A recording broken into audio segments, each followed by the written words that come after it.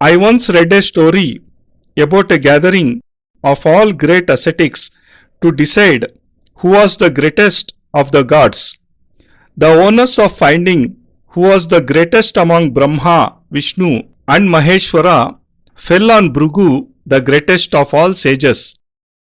Bhrigu first went to Brahmalok, the abode of Brahma. Brahma was busy creating the world. Bhrigu watched him for a couple of minutes, but when Brahma paid his obeisance to him, he got no response.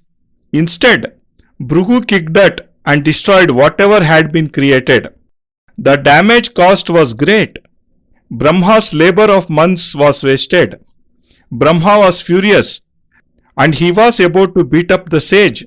Bhrigu saw his face flushed with rage, and sensing trouble, he slipped away from there.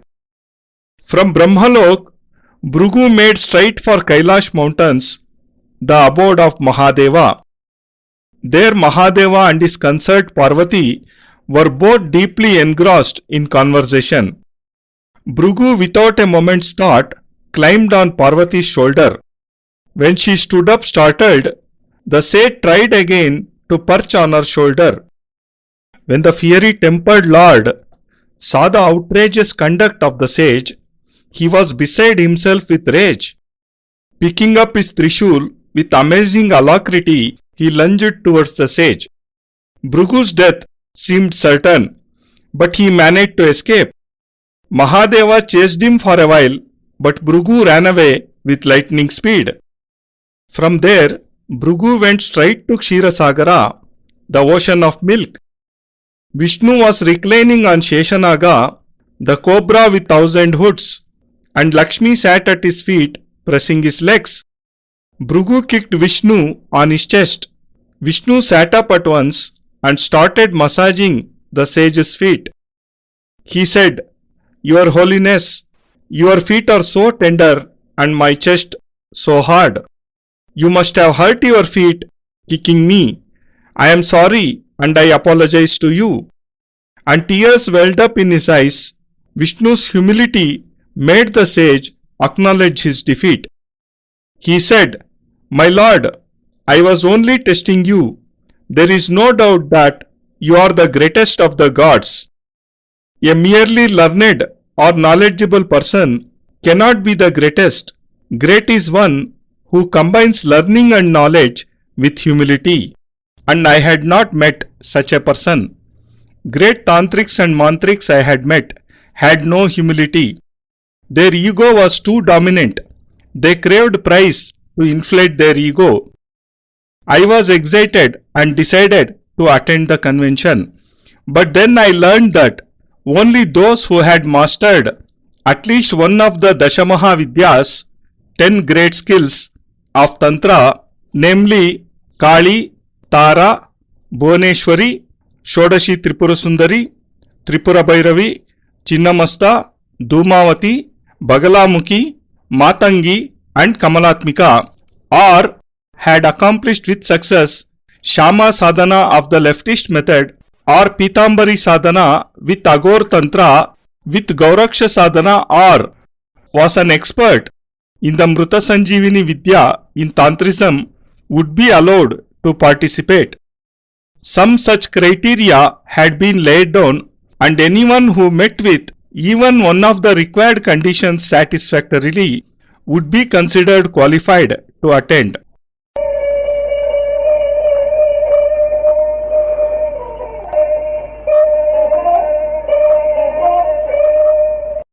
I had learnt Tara Sadhana from Booth Baba successfully. The organizers gave me the entry permit when I demonstrated this Kriya. This permit was the harbinger of good luck for me.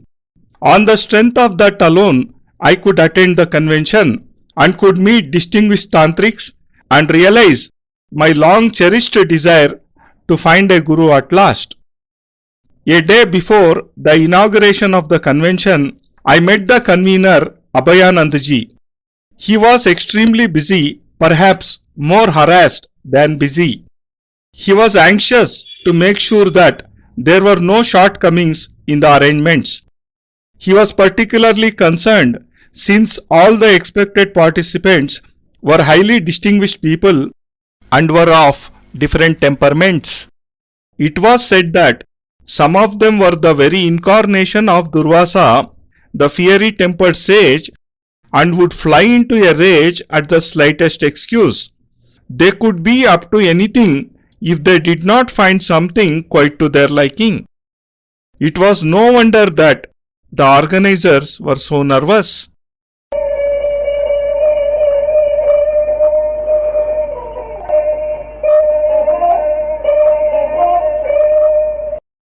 Burbua Baba, who is basically a spiritual saint, was the spearhead of the activities. But at the same time, he is an accomplished tantric with a worldwide reputation. He is highly respected in the spiritual as well as tantric circles. His was the greatest contribution in getting together distinguished people at one place. He was the main source of inspiration behind the organization and had worked very hard for it. After some effort, when I met Burbua Baba a day before the convention, I found him very calm, but his mind was at work. When I questioned him about the convention, he said, "This is a crucial test of my life. If this 10-day convention goes off well, I shall consider that as the greatest achievement of my life." I had heard quite a lot about Burbua Baba, and I was happy to see all that for myself now. Basically, he is a tantric, but in the last several years, he has devoted his life to spiritual development. There is a difference of opinion about his age. According to some, it is more than 600 years, and they have evidence to prove this. But he does not look more than 60 or 70. A calm and serene face, sharp eyes, and a glowing personality. There is a solid knowledge and long experience behind his utterances. Indeed, he is the only great personality in his field.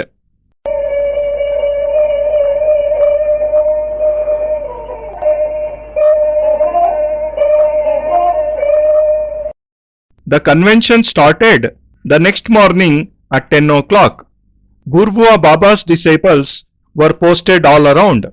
They had strict instruction to permit only those to enter who had entry passes and to stop anyone about whom they had the slightest doubt and not allow him to enter until after Burbua Baba himself had scrutinized him.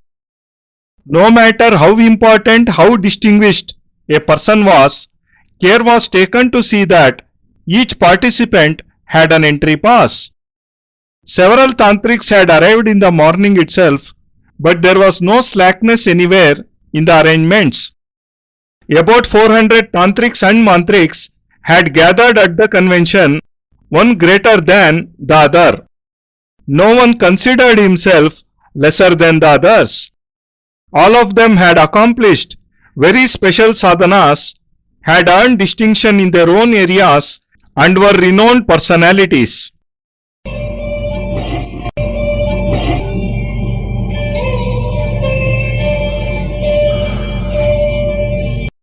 नारायणोत्वं निखिलेश्वरोत्वं माता पिता गुरु आत्मा त्वमेवं ब्रह्मा त्वं विष्णुरुद्रा त्वमेवं सिद्धाश्रमो त्वं गुरुवं प्रणम्यं त्वमेव माता च पिता त्वमेव त्वमेव बन्धुश्च सखा त्वमेव त्वमेव विद्या द्रविणं त्वमेव त्वमेव सर्वं मम देव देवा।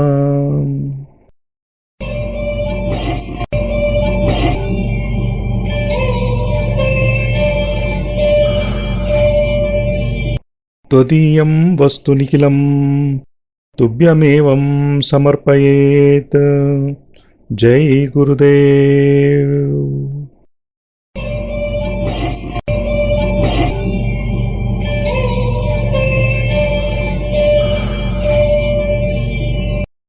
ಪರಮಪೂಜ್ಯ ಗುರುದೇವ್ ಯೋಗಿರಾಜ್ ಸ್ವಾಮಿ ನಿಖಿಲೇಶ್ವರಾನಂದಜಿ ಮಹಾರಾಜರ ಪವಿತ್ರತಮ ದಿವ್ಯ ಚರಣಾರವಿಂದಗಳಲ್ಲಿ ಸಪ್ರೇಮಪೂರ್ವಕ ಸಮರ್ಪಣೆ ಈ ಭಾವಾನುವಾದ ಅತ್ಯಂತ ಕೃತಜ್ಞತಾಪೂರ್ವಕವಾಗಿ ಗುರೂಜಿ ನಿಖಿಲ್ ಸಚ್ಚಿದಾನಂದ